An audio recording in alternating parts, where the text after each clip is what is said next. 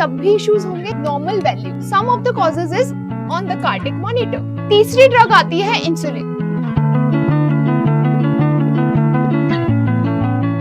Hello everyone, welcome back to our YouTube channel. In this video, we are going to discuss about a very important topic, that is hypokalemia. जो potassium होता है एक बहुत ही major cation है हमारी body में। इसका therapeutic window is very important, ठीक है। जो इसका नॉर्मल वैल्यू होता है वो मेंटेन होना इसलिए इंपॉर्टेंट है क्योंकि अगर पोटेशियम का लेवल लो होगा तब भी इश्यूज होंगे, एंड पोटेशियम का लेवल हाई होगा देन तो इट इज डेडली, राइट।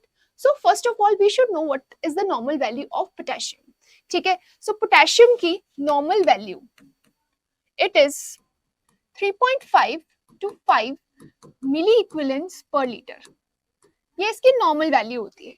तो अब हम इस वीडियो में डिस्कस कर रहे हैं हाइपोकैलेमिया।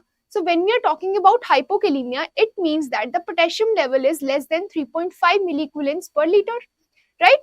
सो डेफिनेशन क्या होगी इसकी?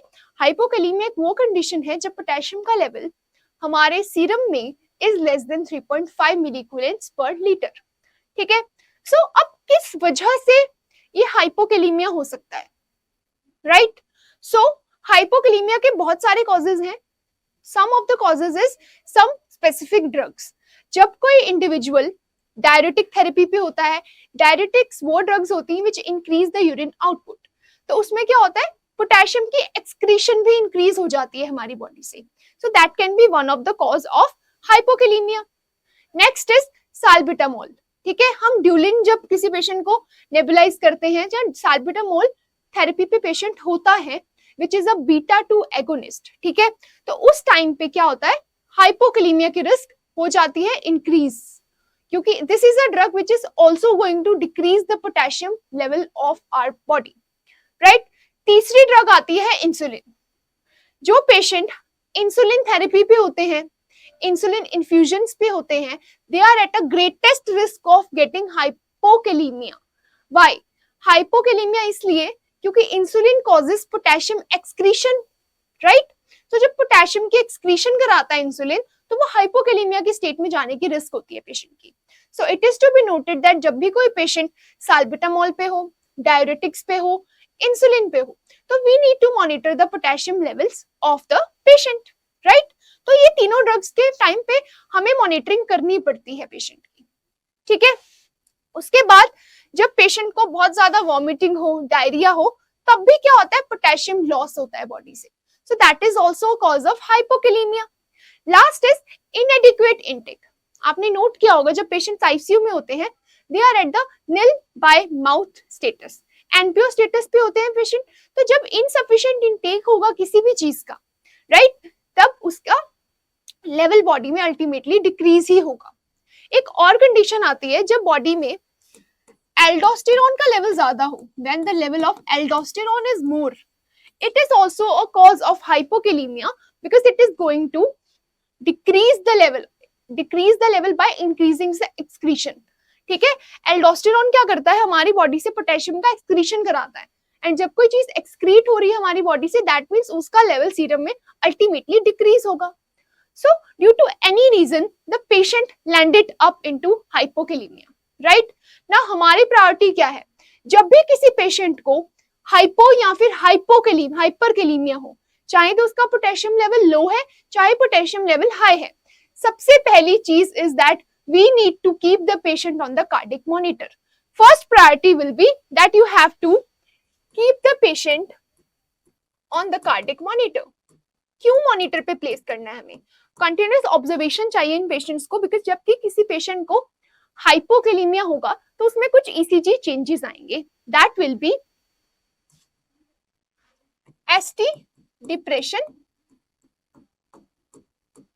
एंड टी वेव इन्वर्जन, ठीक है। तो ये दोनों ईसीजी चेंजेस आएंगे जब भी कोई पेशेंट हाइपोकैलेमिया की स्टेट में होगा। एंड हाइपोकैलेमिया क्या होता है, जब पोटेशियम के levels less than 3.5 milliequivalents per litre होते हैं बॉडी में। नाउ आपने पेशेंट को कार्डियक मॉनिटर पे प्लेस कर दिया, now we need to replace the lost potassium, ठीक है।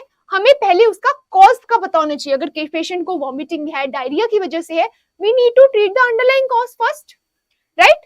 And while treating the underlying cause, we need to replace the lost potassium, right? So how we are going to replace?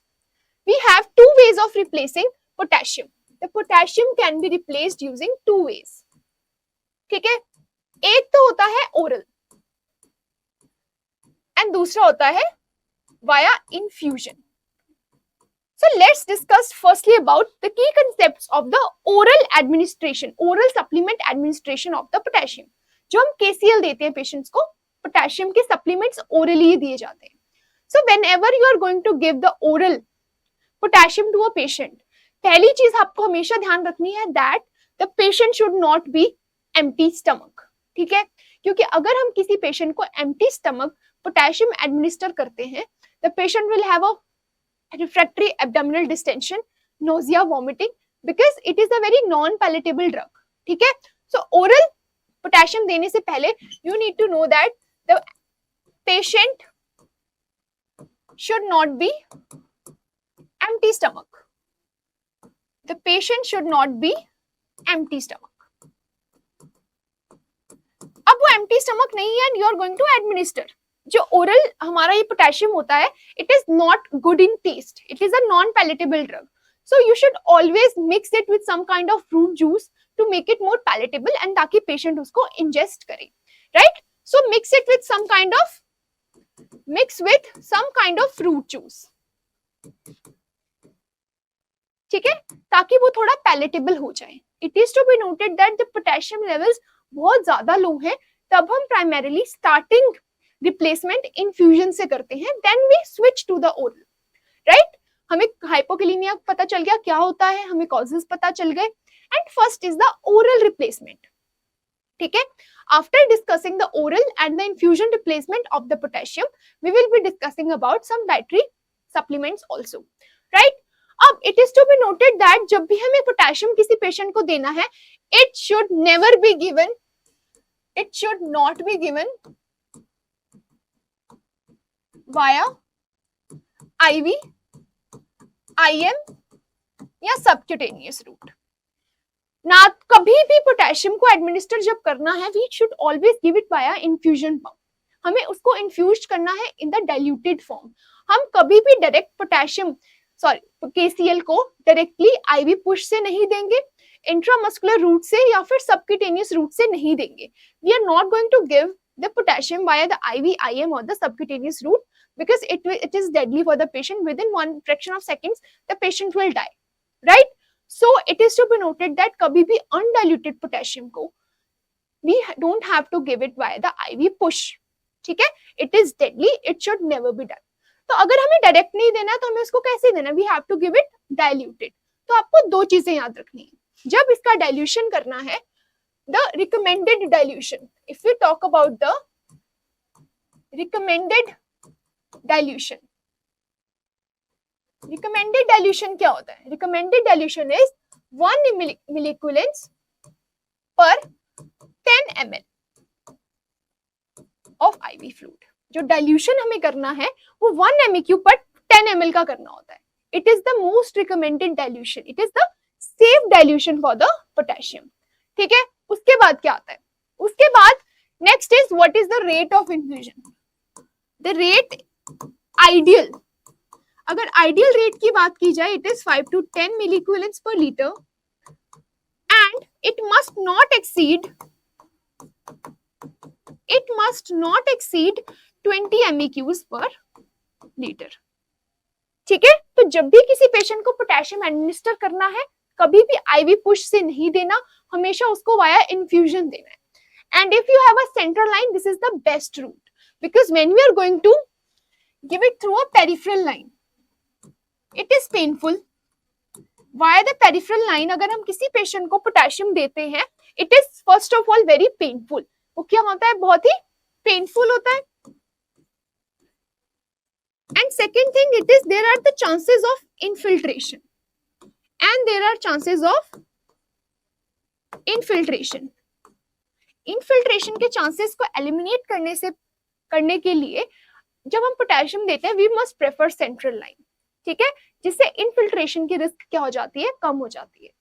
अब आपको I told you that what the dilution of the KCl कि आपको 1 MEQ पर 10 ml of fluids तक dilute करना है and उसको slow देना है. किस रेट पे देना है? 5 to 10 MEQs per liter and it should never exceed 20 MEQs per liter, right? Preferred is central line because peripheral line में infiltration का रिस्क ज्यादा होता है and it is painful also for the patients. ठीक है? एंड जब भी कोई पेशेंट का पोटेशियम रिप्लेसमेंट हो रहा है, you need to monitor the cardiac changes. आपको उनकी पल्स सब कुछ अच्छे से मॉनिटर करना है. ठीक है? And this is how the hypokalemia is managed. We also have some dietary supplement, जैसे जो greatest source of potassium in diet is what? It is banana, right? So banana जब भी आप ले रहे हैं, it should never be taken empty stomach. It is recommended that the banana should never be taken empty stomach, right? It should be taken after some kind of meal, after the day has started, but never empty stomach because it is a very rich source of potassium. It can cause cardiac arrhythmias in some of the people, right? So it is safe to take banana after you had your meal, right? Not empty stomach. I hope the topic hypokalemia is clear to you. I hope this video was informational for you. Do watch our next video on hyperkalemia. Thank you.